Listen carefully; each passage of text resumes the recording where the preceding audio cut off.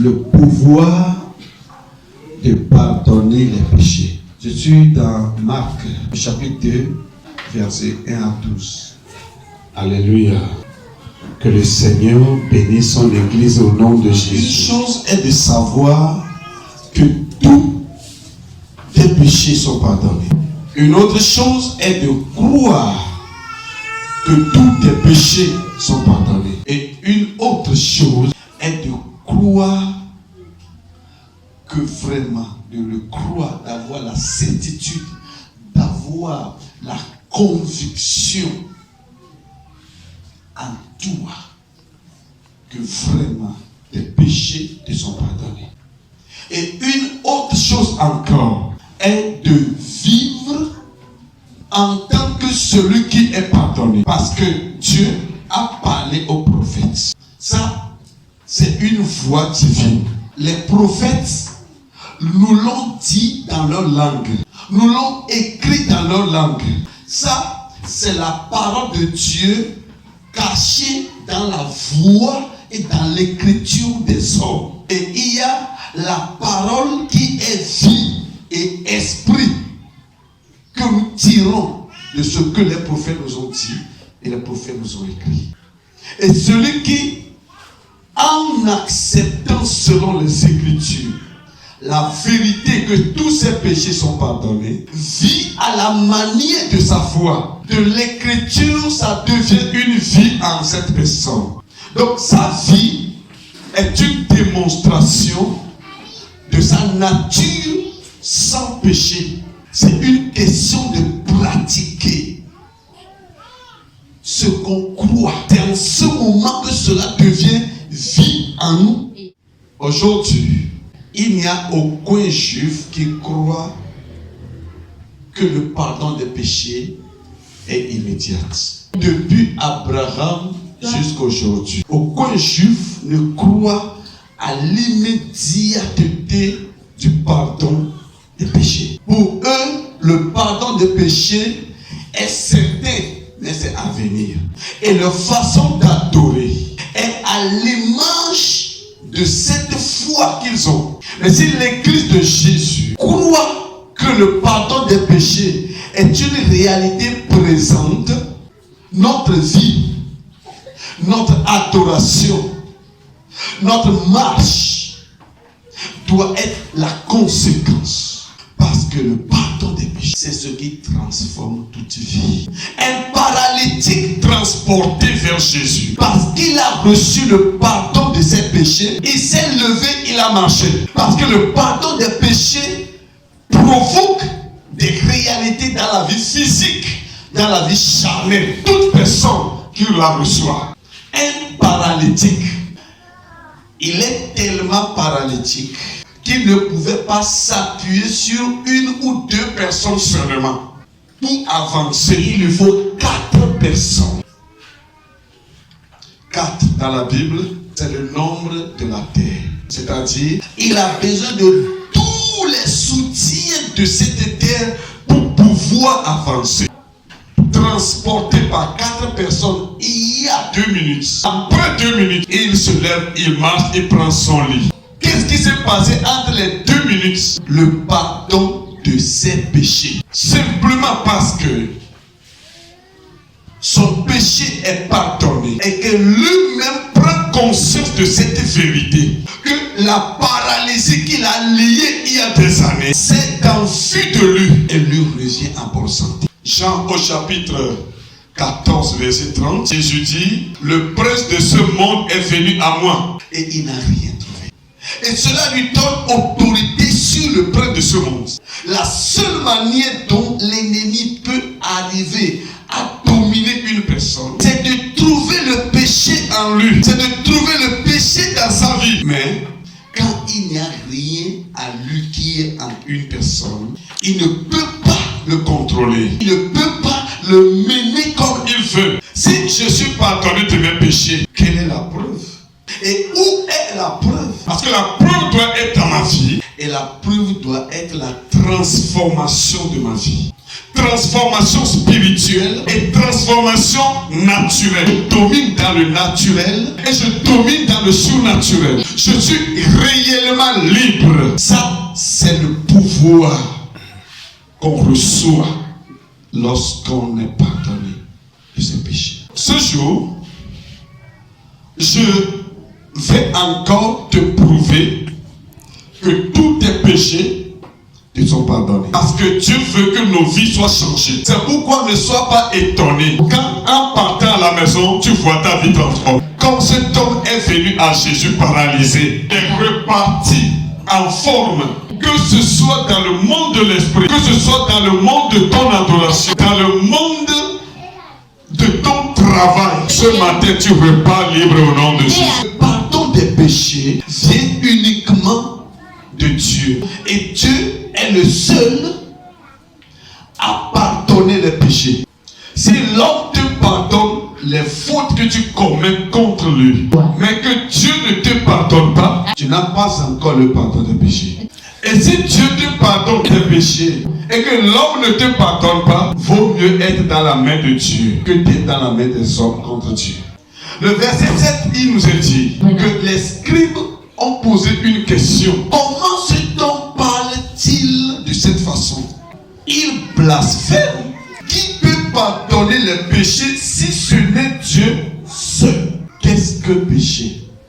Le péché, il vous est dit que c'est la transgression de la loi. C'est le fait de ne pas faire ce que Dieu attend de toi. C'est manquer le but pour lequel tu es appelé. La raison de ta création. L'intention que Dieu avait en te créant. Lorsque tu passes à côté de cette intention, tu pêches. Le péché, c'est le fait de négliger ce que Dieu attend de toi. Ce que Dieu espère que tu vas faire. C'est pourquoi Jacques dit, celui qui sait faire un bien et ne le fait pas, pêche. Et Proverbe chapitre 28, verset 9 nous dit, celui qui détourne son oreille pour ne plus écouter la loi, la parole de Dieu, sa prière même est une abomination devant l'Éternel.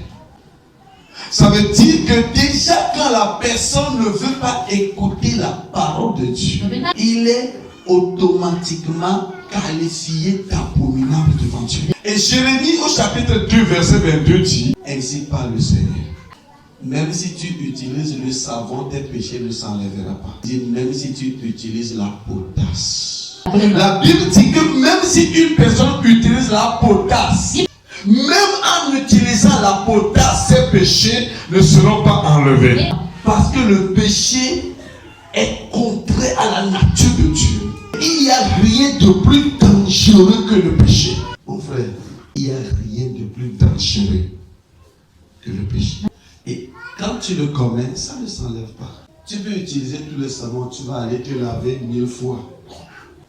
Rien que tu vas faire ne te débarrassera pas des iniquités. Et la Bible dit, Jérémie 2, 22, que quand même tu utilises la potasse. Donc ça là, c'est pour nous dire comment le péché est dangereux devant Dieu. Et comment ce mal conduit beaucoup de personnes à la mort. Ce n'est pas parce que quelqu'un regrette d'avoir péché qu'il a le pardon des péchés. Ce n'est pas parce que une personne regrette de commettre un péché qu'il a le pardon des péchés. Amen. Amen. Et ça crée des problèmes. Esaïe 59 verset 2 dit, ce sont nos crimes qui nous séparent de Dieu. Ce sont les iniquités qui l'empêchent de nous secourir. Donc le péché aujourd'hui est devenu un problème pour le monde. De sorte que personne ne peut être ce qu'il devait être. Un seul est le grand pécheur. Jésus dit à Pilate, celui qui m'a livré à toi a commis un plus grand péché. Qui est-il?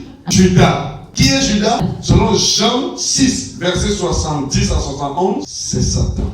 C'est un démon. Donc, c'est Satan qui est plus pécheur que les hommes. Maintenant, pour tous les hommes, nous sommes sur les mêmes pieds d'égalité. Si nous n'avons pas reçu le pardon. Or, Dieu aime les hommes. Et Dieu veut que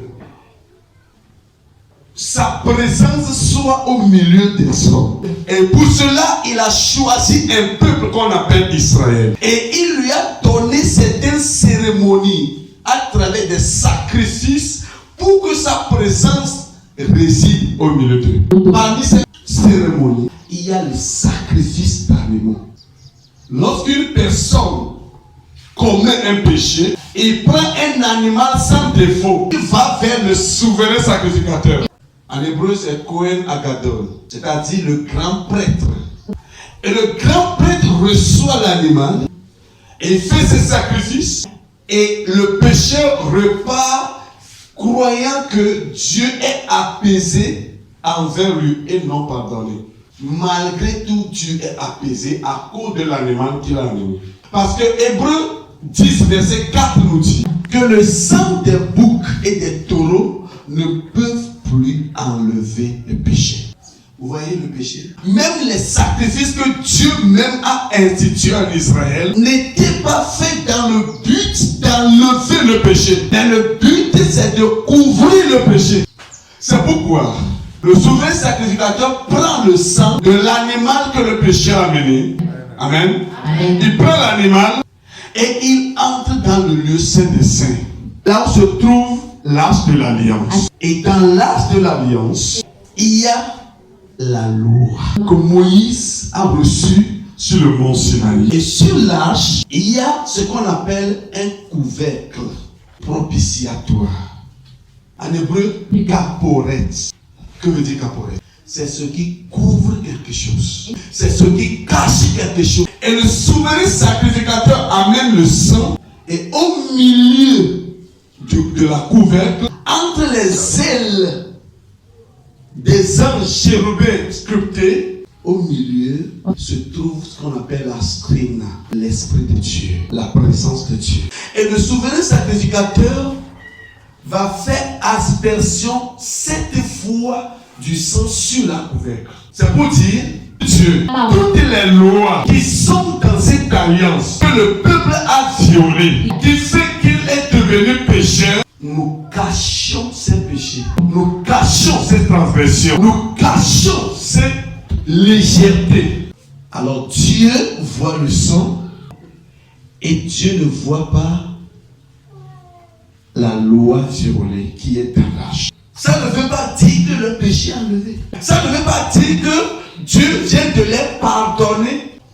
Parce qu'ils croient que pour recevoir le pardon de leur péché, c'est quand le Messie va venir qu'il va faire en sorte que tous les péchés couverts soient pardonnés. On peut dire tu seras pardonné. Non, on ne peut pas dire tes péchés sont pardonnés. C'est du blasphème. Parce que seul Dieu va le faire lorsqu'il va envoyer le Messie. On a amené un paralytique et Jésus dit à la personne, tes péchés te sont pardonnés. Ah, c'est quelle parole ça? Comment tu peux parler ainsi? Tu devais lui dire, tes péchés seront pardonnés. Mais lui dire que tes péchés sont pardonnés. Tu fais ce que Dieu seul doit faire. En plus de ça, soit tu fais ce que Dieu seul doit faire, ou tu dis que tu es le Messie. Là, tu blasphèmes, fils de Joseph. Mais Jésus dit, lequel est plus facile à dire? Dis à ce paralytique, tes péchés sont pardonnés. Ou lui dit, lève-toi et marche. Lequel est plus facile à dire? Parce que dans votre synagogue, il y a eu des femmes courbées, dominées par des démons. Tous les saints, tous les samedis de Shabbat. Il est resté comme ça jusqu'à ce que moi je vienne et je lui dis de se tenir debout et elle s'est tenue debout. Je ne l'ai pas dit que tes péchés te sont pardonnés. Mais parce que je l'ai pardonné les péchés que je suis capable de le dire, lève-toi et sois droit. Lequel est facile? Que je cache ce que je fais à cet homme ou je lui dis ouvertement ce que je l'ai fait. Que je lui dis que, écoute, c'est parce que tes péchés te sont pardonnés que maintenant tu vas marcher. Je lui dis, non, écoute. Lève-toi et marche. Lequel est facile de dire à cet homme? Jean chapitre 5. Nous voyons un paralytique pendant 38 ans devant la piscine de Bethsaïda.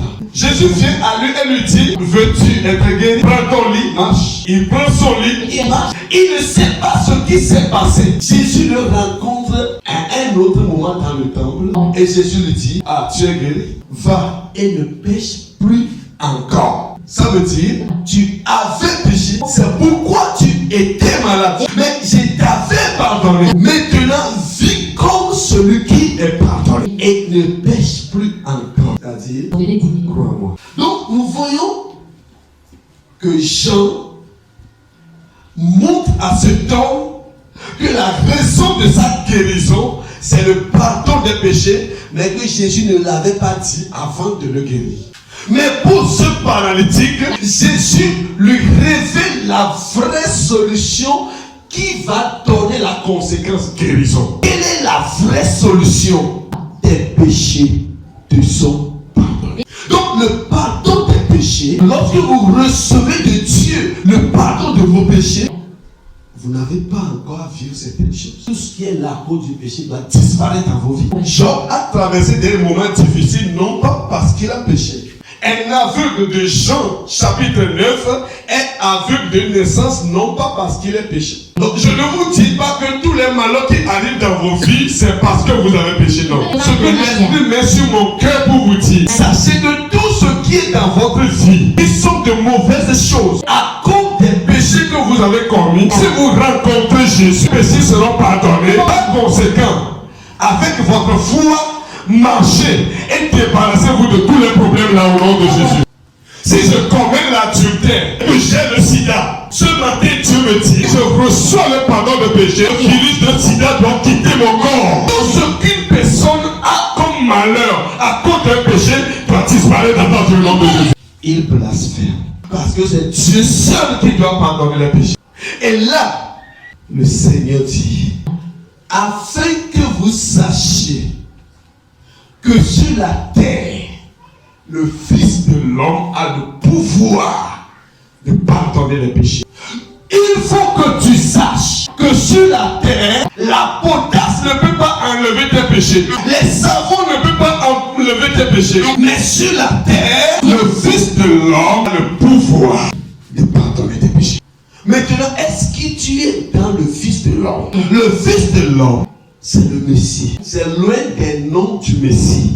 Et il est fils de l'homme depuis quand il est au ciel. Pas parce qu'une femme l'a mis au monde qu'il est fils de l'homme. Il est fils de l'homme quand il n'était pas encore né à travers d'une femme. Amen. Amen. C'est seulement une appellation du Messie.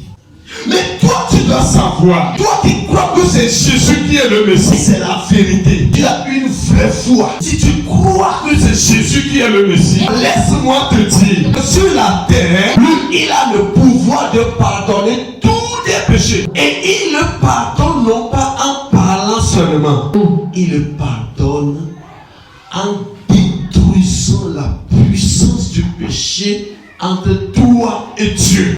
Ainsi, si tu crois en Jésus, la première chose que tu dois accepter, c'est que tu es pardonné de tous tes péchés. Parce que Colossiens chapitre 1 verset 14 dit, il dit, en lui nous avons la rédemption, le pardon des péchés.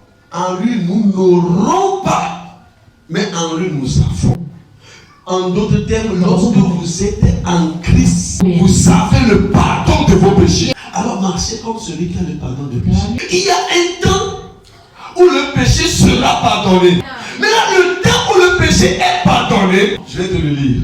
Luc chapitre 24, versets 46 à 47. Jésus leur dit, n'est-il pas écrit que le Christ souffrirait et qu'au troisième jour, il ressusciterait des morts? Verset 47 dit, alors, à partir de ce moment, on annoncera le pardon des péchés et la repentance. Ça veut dire que la repentance avant la souffrance de Jésus n'a pas les mêmes effets que la repentance après la résurrection de Jésus. Autrement dit, est-ce que tu crois que Jésus est mort et ressuscité? Si tu le crois, alors sache que à partir du jour où il est ressuscité, le pardon des péchés